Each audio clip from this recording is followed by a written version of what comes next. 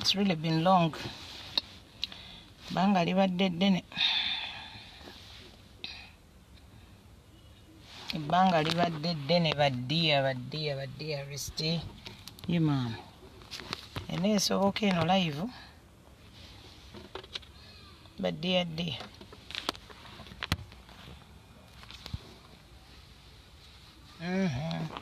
Ekifaananyi nga kigaanye. Gundi va mu kamera.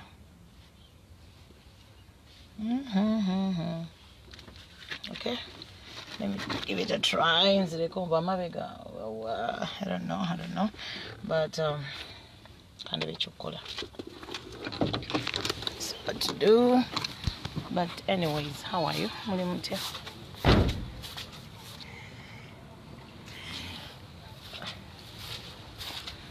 Anyways.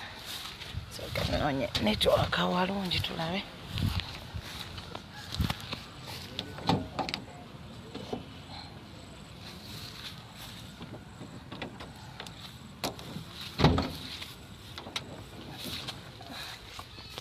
Network by all means they need to be.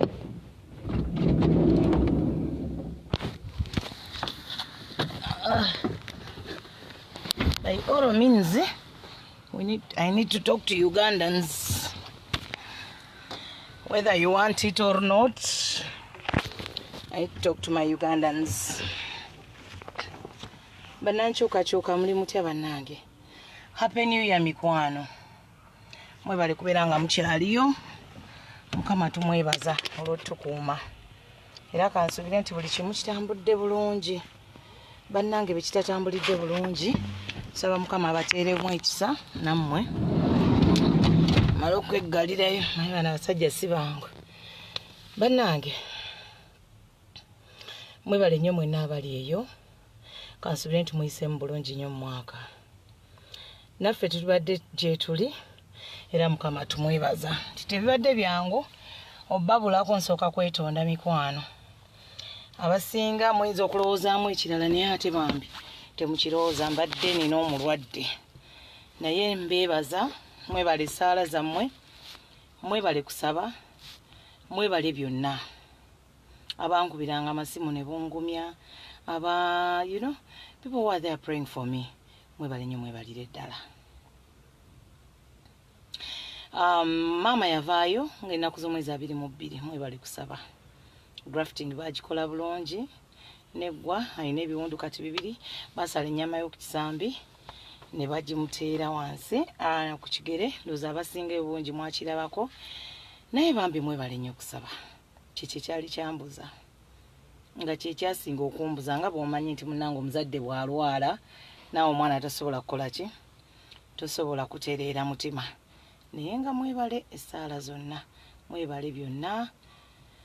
Twavaayo kati 2024 sawa ya kukola ki, nkyukakyuka na bidii.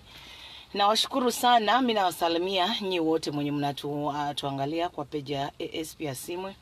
Happy New Year mwenna bambi mikwano. ASP oli otya mukwano.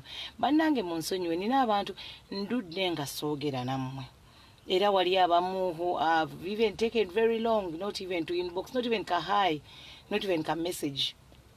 Nti mkwano nti oba Happy New Year.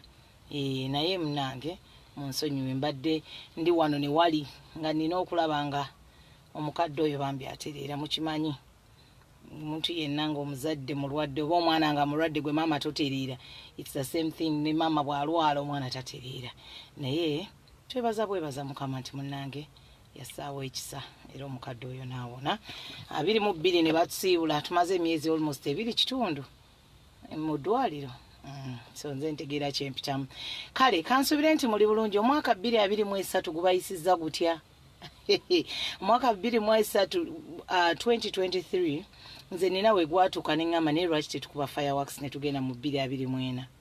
Naye ate bwe nakisaba ne oba ne biba bitya, ate 2024 azze atandikidde mu tuvugirawo sipiidi ki. Mwagala tukube tugende 2025 kiki? Kuba sipiidi ate gye mutandise tuvuga omwaka gye gutandiseemu ndaba nga gutuvugira ddala sipiidi. Kale Robert Kyagulanyi ye president wange era nawe kansubire nti aliko kyekyo kyennyini. Yesterday all this time bagulawo ekitebe nali siriiwo, naye munnange twebaza bwebaza ti munnange mubanga ttono nnyo omukazi mugole omuleese n'azaalirawo otalinga abana abamu abali mu sserere nga n'omwana abalemye ezzaala.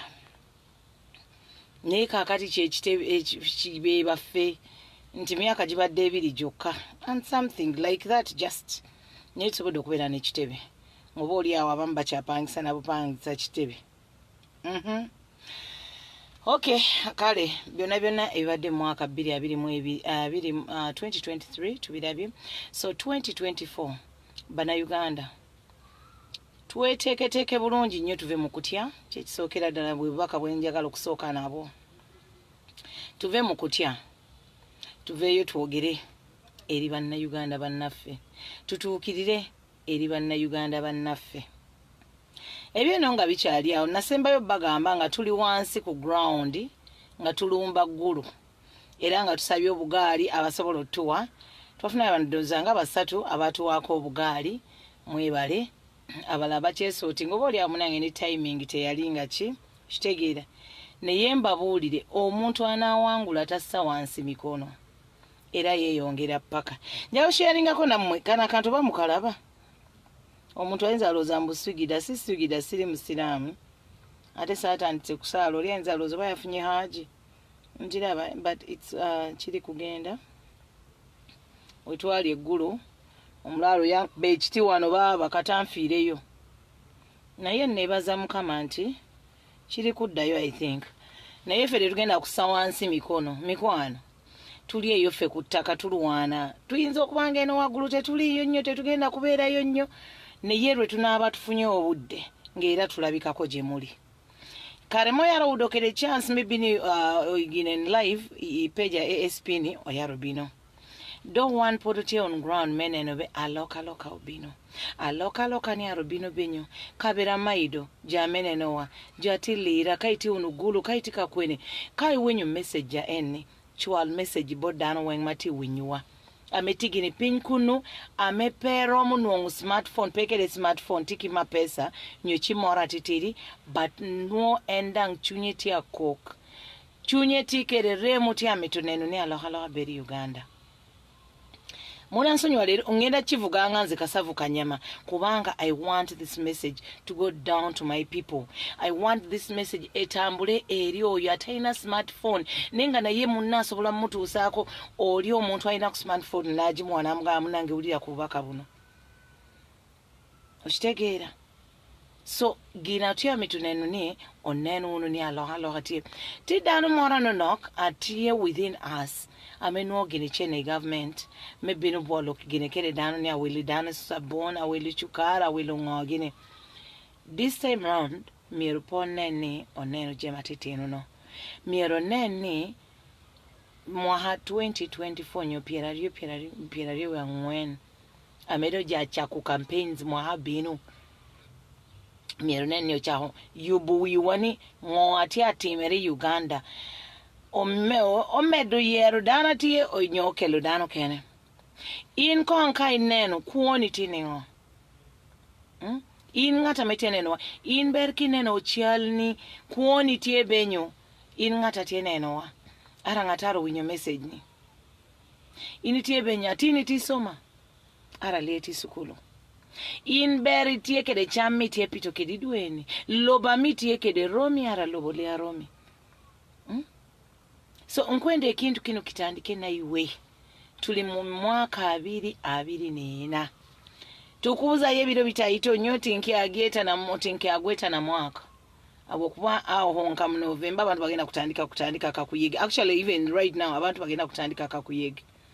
Akokutaha mpora iwe wewe nkwija nkora kino abandi bagenda kutandika kutekaho sports galas nebindi. Okay king. So, this is a time for us to rise up right now. Tugambe nti naffe katutandike mpola. Ate nsaba fenna tugende twetabe mu bintu bino kati saa zino wali abagenda otandika simanyi waliwo elections zonna tulabe nti oba campaigns zonna ebifo byonna naffe tubiyingiremu oba LC1 oba biki oba simanyi kansala bannange tubeerewo naffe tubeere ne big number. Mujjukire mabegako kye baali baagala okuyisa mbu pate esingayo ababaka bangi mu parliament beba balonda president. So this time round ewe when nabiwulira bannange nawuliranga oba njagala nzije nkole ki ninga ate ndi eyo ndi wala ndi ku cement nalinga nebako ku cement mwana naye mukama mwebaza. So ebyo where they wanted to pass a resolution with MPs abayina ababaka abangi mu parliament bebambu basalawo mu president yani, and you automatically know tibana abantu being into that they have the biggest number of MPs in parliament babeera automatically still bagenda kukivuga. So wano wensabira buli munna Uganda buli munna nkyukakyuuka, let's start it from grass.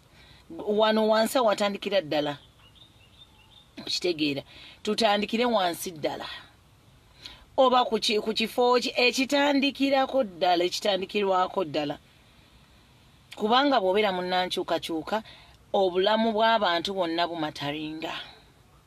Tutandikire wano wansi ku grassroot gundi yennyini tinaffe twesimbe tutemegama bwakyama nero si wano twabulekera bagundi no gundi obaddeko ebbanga ddene webale nnyo okukola naye twagalawo okukona abalala.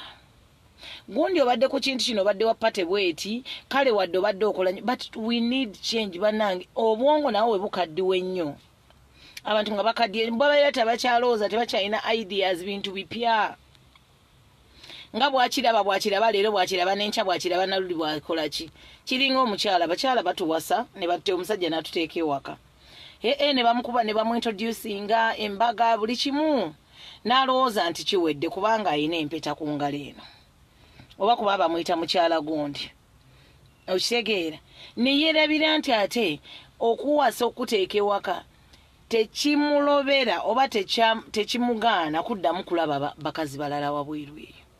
Kati okoze otya okulaba nti baawo tawankawanka ebweru eyo ng'atambudde?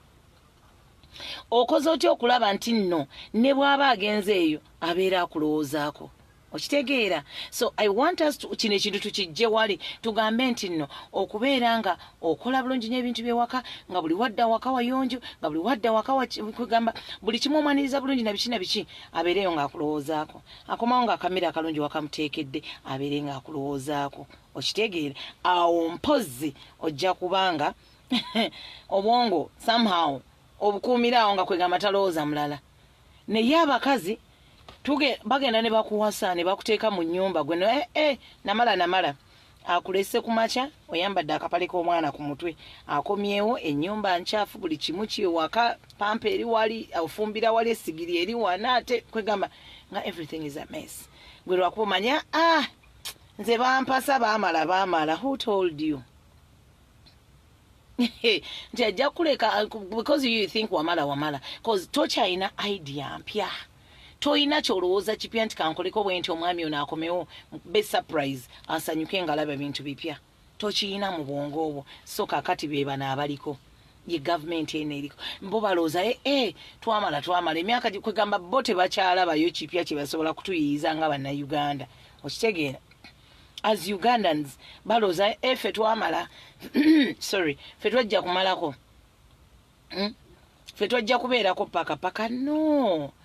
Tuina abantu. We have new ideas and people who can push us further and further. Yes, kale. Bwebeera boda oba mmotoka nga wali oyina tutambuzaako otutuuse e Busega. Kale leka n'endala etujje e Busega etwongereyo mpaka e Masaka gye tulaga. Okitegeera. So kakati kamotoka no okete wa Busega miero nenbe oudo basache amaro ara taxi ara drone ara kwanyiwaikano kotere wapaka tuwai kamoti emedeye. So ekyo kyenjagala tubiire nakyo nti bannange bana abantu balowooza nti no bo be balina okutufuga paka. No, they are young vibrant people abalina obwongo, and we are there and we are ready ffenna emitima gyaffe giyayanira change. Bwagamba nti no Munnayuganda tayayanira change, walabye ekyabadde mu nkuuka? Enkuuka wagirabye? Mbuuza babbebekulu, mulaba ku maanyi g'abantu oba temugalaba? Bannayuganda bali eyo obwongo bwammwe. I won't say that you're dense. Maybe oba oliawo bambi they wanted change, over they also want change. Ne batuuka ate ne bagwamu mangu amaanyi. Ate mmwe abagwamu amaanyi mwe mwagala naffe otumalamu amaanyi. No, ffe temutumalamu maanyi.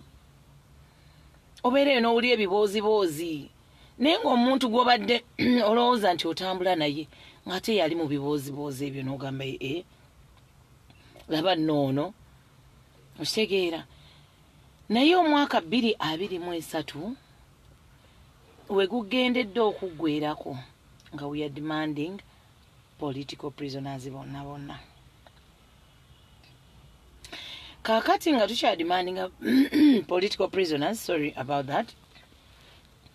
Nebuuza abantu, ate firimu ze mutandise otuzanya nti ate bamukubye amasasi, asimatusa amasasi, ate bodyguard yafudde, ate ye dereva, ate I don't know. Ugandans lwaki mukkiriza ne batujjako kwegamba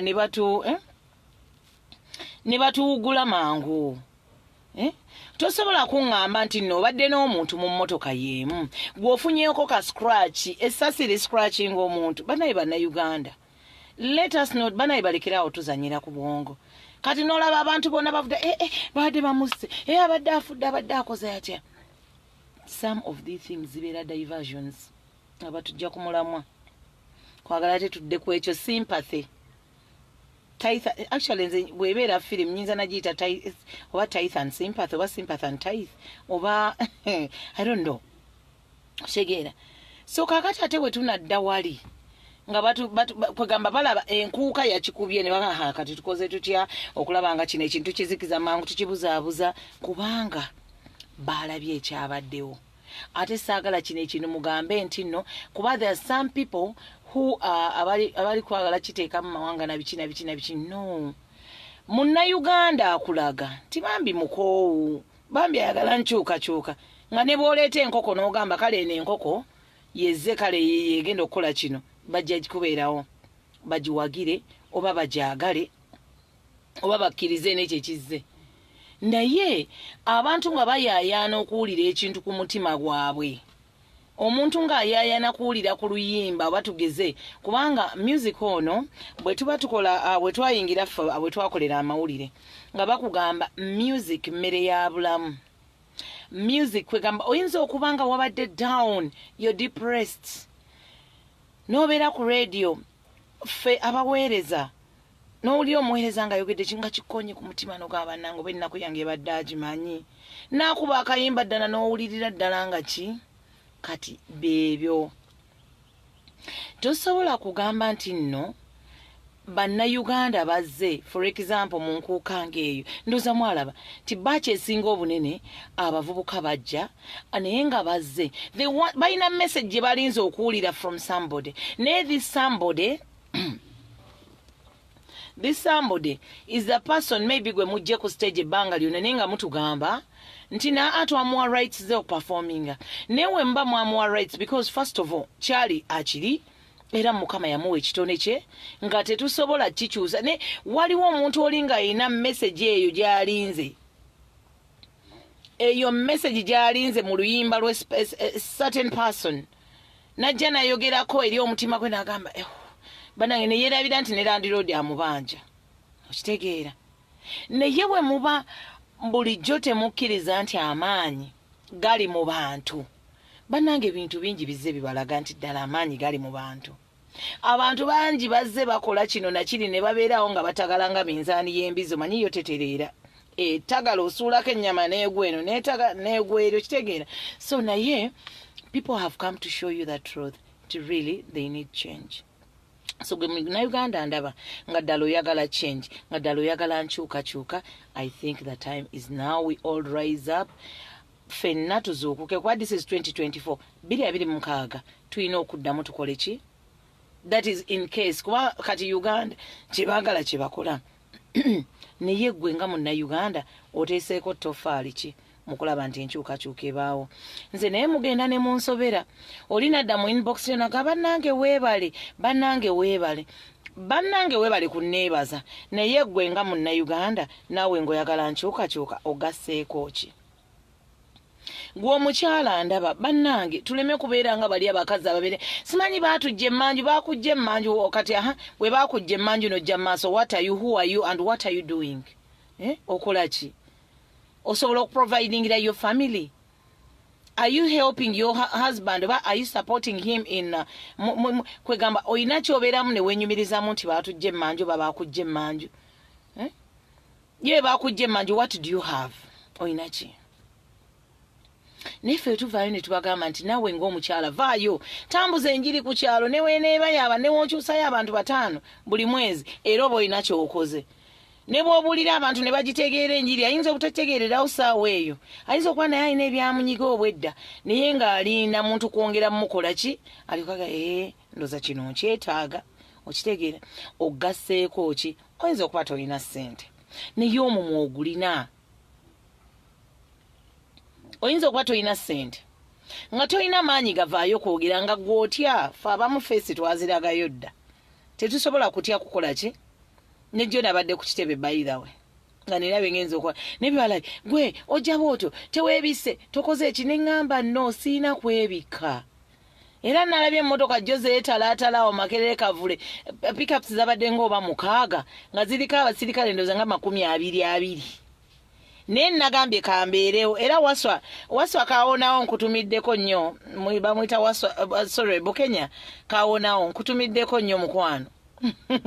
Nabadde naye awo ne tunyumyamu kawo nga tuli ku kitebe naye ng'emmotoka bwe zeetala bwe zindaba nga bwendi nga mpaakinze nabadde nawabweru bayira esayingidde namunda nenyumyako awo ne bennanyumizaako nabo kaawonawo Bukenya ne mulaba ne tunyumyamuko ne twogera ne tukola biki ne mmala ne nvuga emmotoka yange ne nvaawo naye nga zeetala olwetala nga zifubutuka eno sayidi zaawa esayidi zeeno ku gundi ku 2 obwayise ku 2 bwe zeetala ziriko abantu nga 12 zigenda ene zidda zigenda ene zayisewo gundi double cabins nga 6 naye ng'olwo lwonna kiki okutyanga kususse okumanya nga kususse 2024 mutandikidde mutuvugira mu giya. Naye nze ngamba buli Munnayuganda ali eyo nti bannange tutambuze enjiri mu lulimi lw'otegeera. Tambuza enjiri eno yogerako n'abantu bagambe bannange kuba waliyo n'abazeeyi nga bali awo. Yesterday I met some muzeeyi yajja kunondoza nga oba alina emyaka ndoza nga 28 ne kati 17 something all the way from Congo. Naye agamba nno bannange Bannayuganda mutegerete muleme kubeera nga ffe kuba senga kaakati ffe waffe tebyali bwe bityo senga twali twasalawo nga tusobola okwogera senga tetwaddukira eno naffe twagala okubeerako ewaffe tulime tukole ki naye tuli mu dduka twajja ene Uganda tuli baana bato myaka 2 kati tukaddiidde kuno bagenda malaga tuzika mu limbo za wano nga bambi olaba kimuluma gw'oliwe kiba kimuluma okubeera mu ggwanga eritali lirye lwaki gwe tekikuluma ate abamu mudduka buddusi ne mutuleka wano ne mudduka ne kwegamba eggwanga mwe muli fuluma bannange muleme kudduka tusigale tulwanire wano tusigale wano eno kale bannange simanyi nawakukyogera naye muleme kudduka tusigale tubeere wano ffenna tutambuze enjiri era buli kimu kitambule bulungi buli kimu tukitambuze nga bwe kirina okutambula amaanyi gali muffe abantu muleme kubeera eyo mugambe nti ate banandaba batya ate waffe bagenda kungoba ate omusajja wa kibiina kino ate kino bannange bino si byakusalirawo omusajja okimanyi nti nga yeesimbyewo era nga naawe olaba nti talina potential ekulemberera naawe akalulu tokamuwa kana akalulu kabeera ka baloti na biki bino ensonga mutuuze omugambe naye mwami wange oba mukyala gwe tolaba nga twetaaga enkyukakyuka oba oyinza mmuleeta mpola paka lwanaamanya kiki omutegeeza naddala wabeera mwagalwawo omubuulire nti mukwano okukyusa obukulembeze tekitegeeza nti I'm going to become your enemy. No, we need change. Hospital zirina okubeera n'eddagala, si bano abantu kweyagaliza. Tulaba basipiika mbwe abaliko basipiika babawa amamotoka ga miliyoni mmeka naye nga tetulina malwaliro ddagala mu malwaliro, naye nga abantu enguudo mbi abantu bali kufa all the time because of contracts ze bawa abantu ne bakola enguudo nga tezituukiridde class, tezituukiridde gundi mutindo gwe tulina okutambulirako. Naye ng'olaba abantu beetegekera bukadde bwabwe mbwa kubanga sipiika olina kusigala nga bakuwa emmotoka nga bakuwa kino nga this is bullshit. You people stop playing on our minds. You build a house which is like a single, even the hospital in your area with speaker of parliament. And then you're there, but this is kind of appreciation. By the way, sometimes mbera onengama ne omukyala Rebecca Kadagoona alabika naye kati atuuleyo ne yejjusa n'agamba bano abantu bankozera ndoza mujjukira ekkololo yabyogera n'amugamba senga tegaali maanyi gange mwami Museveni senga toliiko gikwateko tokwatako na biki era naye kati awulira ayogeza obulumi bungi kyoba olaba ye ne mu bimotoka bye baagaba teyalabika. Owootya omuntu alina ssente nnyingi ennyo emmotoka omu-appreciating ati. In fact, nalaba mukulu Moses Kigonga bamuwa bisumuzo. Ndoza yali talina na budde bwa kisumuzo yakikwasa dereva we. Why do you people play on Ugandans' money? Sente z'omuwi w'omusolo nenga mutusolooza. Omwana abeera ne miliyoni 2 n'agamba katandike business. Ne mutandikirawo kasasima musolo bichi and then you end up splashing the money, using it arrogantly as if we are stupid. For abazi abateekayo sente zaffe mu bunaku bwaffe mu busente bwaffe obutini for abatayina. And then you're there, simanyi you are appreciating this, simanyi we are doing what and what. By the speaker, I'm so disappointed in you. Araying a sort like you, Anita sort like you, or Anita sort like you, but I'm really so disappointed. You nag. Okola ebintu nebinyiiza nebinnya mbeera nengamba naye oba oliawo senga saalina muteeso kubanga nali mmanyi nti ate tutegeera nnyo. Aye olwakola ebintu nengamba naye oba onaakola biki? Naye olwoluusi ne mutabana ennyo manye ebizigo bino naye bwe tubyesiiga ennyo. Birina engeri gye bikuggyako gundi ezimu okitegeera. Nobanga ndooza obusimu obumu bwate bukyakola ki. So lwaki tetubeera mu Uganda nga twagaliza buli omu? Nga buli munnayuganda afunako ka cake ku Uganda eno n'anyumirwa n'abeera mu Uganda nga anyumirwa okubeeramu nga si byakudduka. Omwana n'asoma n'amaliza nga agenze ebweru kulabirira abakadde kwoza toyi ali mu kiyumba naye nga alina degree. Why?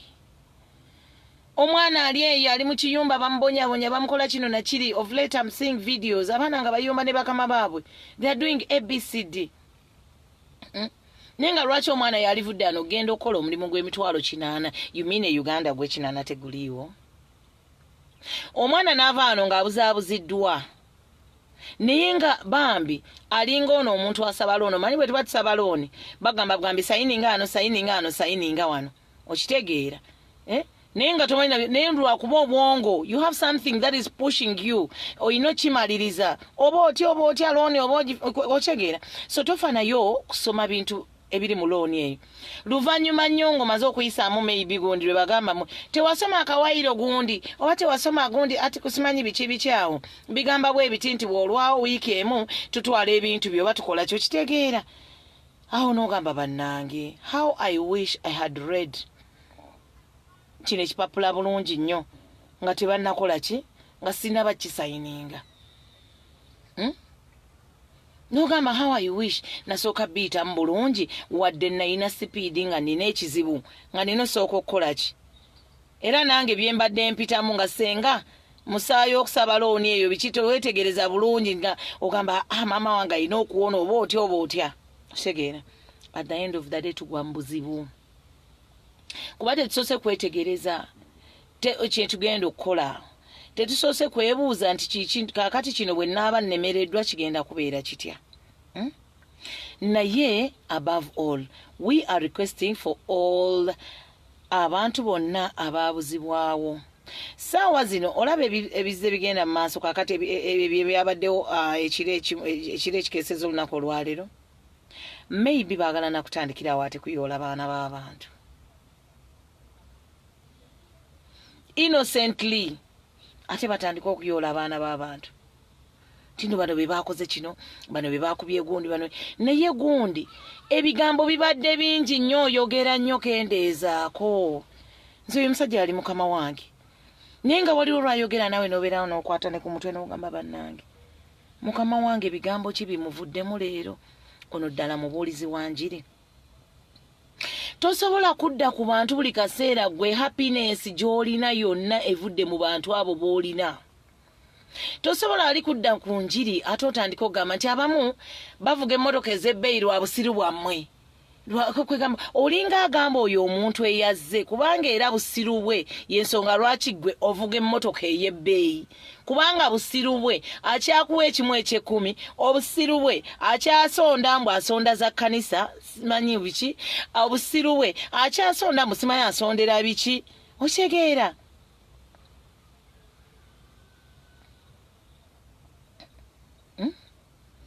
nti kwegamba olinga agamba nti obusiru bw'oyo omuntu bwe bumuleetedde kwegamba bwe bumuleetera gwe kuba ovaayo n'oyogera things which are kwegamba ng'oluusi n'ogamba neogamba naye omuntu ng'ono ddala alooza abamuwulira bo bawulira batya abamuwulira bo olooza bawulira batya muli ng'omuntu asonze essente z'ebbanga eryo lyonna naye tolina ky'okozeewo tolina ky'okoze eki leero gw'omu ogamba twafunye gundi agenda okuddira gundi mu bigere ate gw'omu agamba enkya gundi ono munnange ye tatera kuba na bigambo era ye bw'aba agenda okwogera ye asooka kukola bamuwandikira biwandikire otyo n'osirika noga tiye munnange bamuwandikira najja n'abisoma ebigambo byetebiba bingi bamuwandikira biwandikire noga ne olwo ne luggwa noga n'olula naye omanyi munnange wadde gwagenda okuddamu naye gundi ng'otamiira nnyo kwegamba bw'oba tokontrolinga mu mwago na bigambo na biki by'ofulumya bannange sente tuzaagala sente tuzirya naye waliwo sente y'ekibi gy'otalina kulya waliyo amaziga g'abantu nga gajja kubeerako emyaka n'emyaka ebbanga lyonna otuuke n'okwebuuza naye ddala kiki kuba nze nina we nnatunuulidde ebifaananyi ebimu byentunuulira ebigenda mu maaso ebifaananyi ebimu bye nalabye ng'oli alinga mukama amubuuza naye ggwe ewa Teddy waviirayo ki okola ki nga kwegambagane nga mukama ndooza amubuuze ewa Teddy waviirayo ki olaba by'olimu kati olaba by'okola ekkubo ly'okuterya ettuufu owaye nazze babuuzaako sijjenda kwogera bingi nnyo naye kyemba mumanya am back in action era nga omulama kwe tuli nnyo 2024 tubeere n'amaanyi mangi nnyo era twongere okulaba nga byonna ebitaggwa bye twabanja gavumenti like the prisoners bonna abaasibibwa nga tetumanyi mayitire gaabwe twagala tumanye abaatugamba nti babayina oba mmwe ababayina tusaba mutubuulire oba mubatulageko abantu bano kubanga family zaabwe zaagala obbamanya abakyala bali eyo nga mundaba muleme ate butagamba baana bammwe n'abantu bammwe bituufu mu mwami woba yakwatibwa emmotoka bweki kika bwekiti ne drone bweti kubanga omwaka 2023 bwenzirayo nentunuulira human rights ebadde ku gundi nnyo waggulu naye ng'ate weewuunye omukyala agikwasaganya oba agikulembera mbu yeetalaba abantu bwe bawambibwa mu Uganda yeetalaba drone zikwata abantu oba bamale kwata wuwe bamale kwata bbaawe oba muyina simanyi bamale kwata ku baana bo bamuggyemu enjala zino olyoka okkiriza oveeyo naawe ogambe nti human tiddala eddembe ly'abantu lyonooneddwa bamale kwata ku kyenda kyo ng'oli yavaayo n'agamba nti police has a right to shoot and kill bamale essasi limale kwata ku mwana wo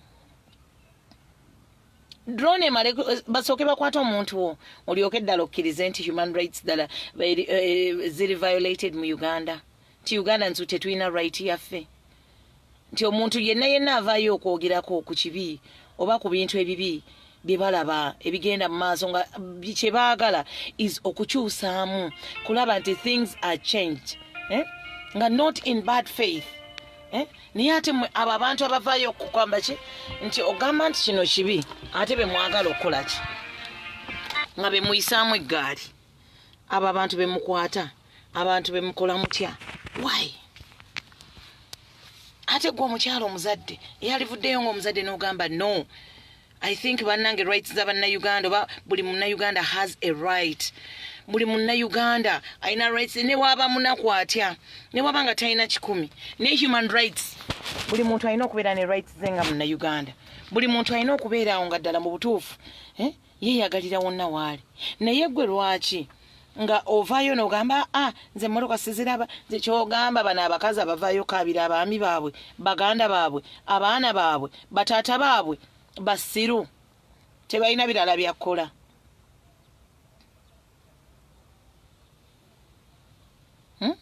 mulooza bo basiru tebalina bantu baabwe oba baagala nnyo okwetala gye muli nti bannanga abantu baffe kyemugamba be baabakweka abaami baabwe baganda baabwe abaana baabwe badde baprovidingira but now tebalina kye balina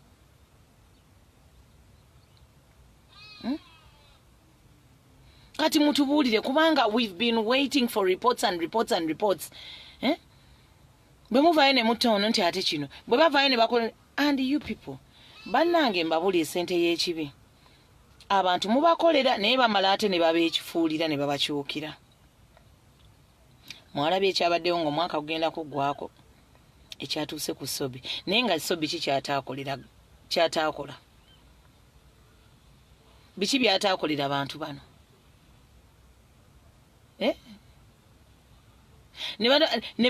lwaki tebamutwalako mu paalamenti awali banne babadde akolera oba ababbi b'ettaka babadde akolera mu paalamenti eyo oba mu gavumenti eno bonna baasirika ne balaba bannange buli omu ng'asirikidde waali oba ngenze wala nnyo jjajja ekyuli wano twabalaba naye ng'ate gwe munnayuganda okyali eyo naawe obeereeyo n'ogamba kino Uganda tuli bulungi security wise we are okay security wise you are okay that is if tebinnakutuukako when we come out and tell you people that our rights are violated as Ugandans tetulina rights zaffe security yaffe mbi this and this netubagamba some of us they are following us and biki waliwo emotoka gye yangoberedde drone yabadde ya white UBK A986Q okuva enavudde ku kitebe yazze engobera ne namulazeeko ti ate nze Kampala mumanyi wadde nava wala Kampala ngitegeera kuba ebikubo bye namuyisizzaamu okutuuka yonna gye natuuse paka ne tutuuka wano ng'ewa meeya wonna awo nga muvuga ndoza naye yakkiriza nti ne omusiru ono emmotoka agimanyi ate ebikubo bya Kampala abimanyi ne mubulirako ku Ssekabaka awo kasanduka mu area zaawo nyinza nogipaakinga mu kikomera ekimu n'entambula oba nenzira ne wali n'enkutunuulira ng'oyitawo okitegeera naye lwaki mututambuliza ku bunkenke tuba tetulina gwe tuvumye tetulina gwe tusse tetulina gwe tukoze ekintu kyonna ne bwe tuvaayo ne tubagamba bannange kye mukozeeko mukikoze munnange naffe muleke tutandikiraawo ebyalemye we tuba tutandikira tugende mu maaso tutwale eggwanga lyaffe maaso tetwagala kulaba tiwaliwo enkyukakyuka eggwanga ligenda mu maaso abantu bali bweru eyo ng'omuntu yali yagadde okudda ewaabwe ng'omuntu ali eyo ennaku emuluma akaabira ensi akaaba kuddako waabwe alye ku mmere eri fresh abeereko n'abantu be naye atandikirewa mu Uganda ddala mu butuufu nga zze kyova olaba abamu bafiirayo abamu baliyeyo ne depression ne badda mu kwegamba okukola ebintu bye bataalikoze naye ng'agamba ŋŋende Uganda ntandikirewa ŋŋende Uganda nkole ki ŋŋende Uganda mbadde eno nga ndi wa opposition tebanzi tebusi ŋŋende Uganda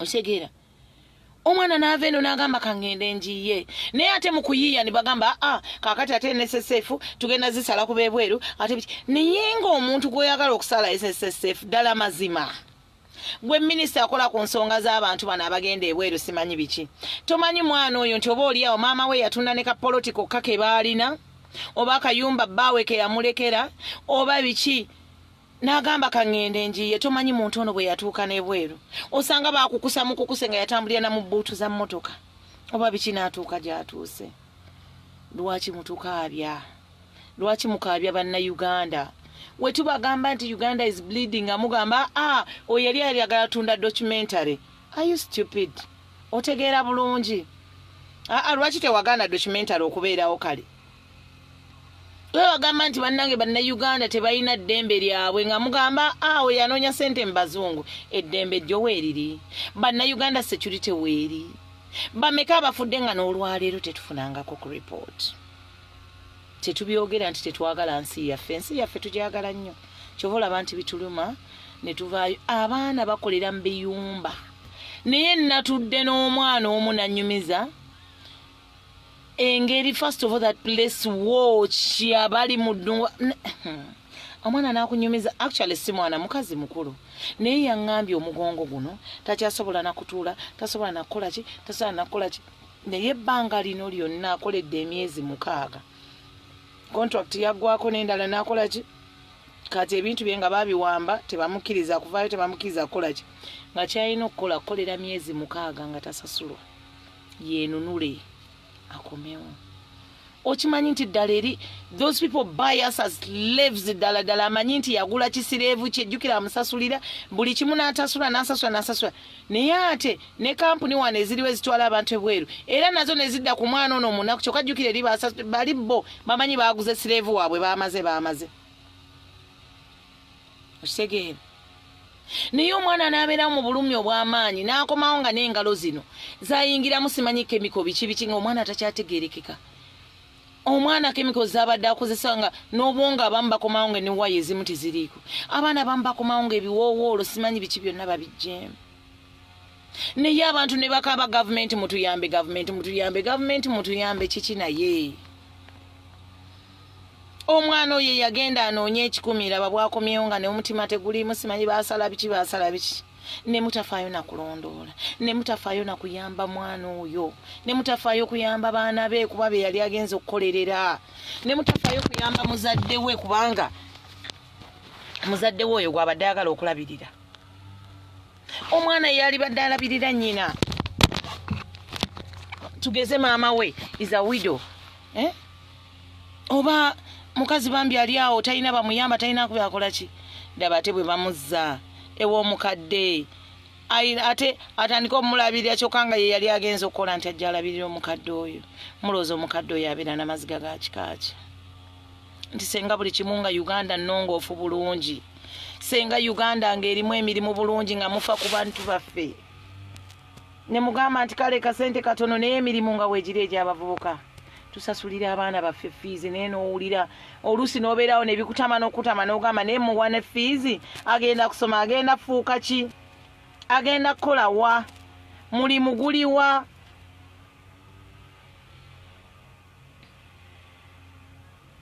n'owulira ng'omwana ne bamugoba fees oyagala nagamba tuula tuteekamu tetulina naye ne tuteekamu oyagala omwana we abeere gundi enkya naye abazeeyi balemedde mu maofiisi baliyo mu beebakiramu najja nga yena tategeera yenna atambula yeesindika recently nali ku ofiisi ya finance naye omukulu mu finance yeesindika bwesidisi bwati nokakala onaakola muki tewali baana bakola gundi kosezi ezo abasobola kutula mu ofiisi ezo abaana balina madiguli naye bali ku byalo banywa walagi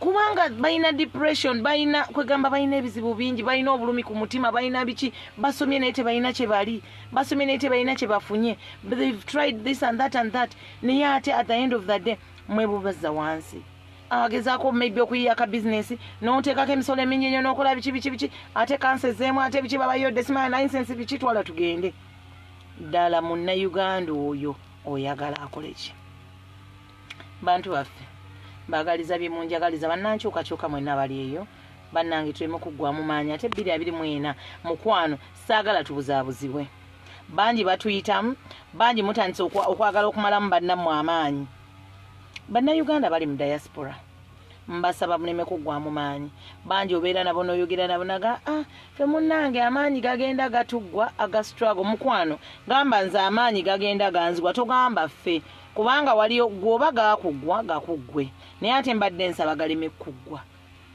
kubanga bagamba ekigo ekimu tekirobera mwana kola ki so kayini tiekede pekoni ng'olina ebizibu byabiki kwegamba obanga nawe obanga kwegamba tonnasalawo bulungi obanga gwe oyagala kulaba Uganda weeri weebeesigala beera yuneeto gamba nti ffe abeeno twakoowa si ba diaspora bokka njogera na buli munnayuganda munnankyukakyuka yenna gyali saagala oggwemu amaanyi enkovu tuzirina naye ate okutuuka wali eri era omuntu yenna okubeera obulungi abaana mu buto wano tulaba nti ogw'ebigoono okola ki neera omala n'otambula n'okugumira n'otambula nga kati tukyasobola kugwa okugyako ng'oseeredde olinnye ku lyenvu oba ki okitegeera oba accidenting ezi naye era nti senga luli bwe wagwa omulundi ogumu n'ogaana okusitukawo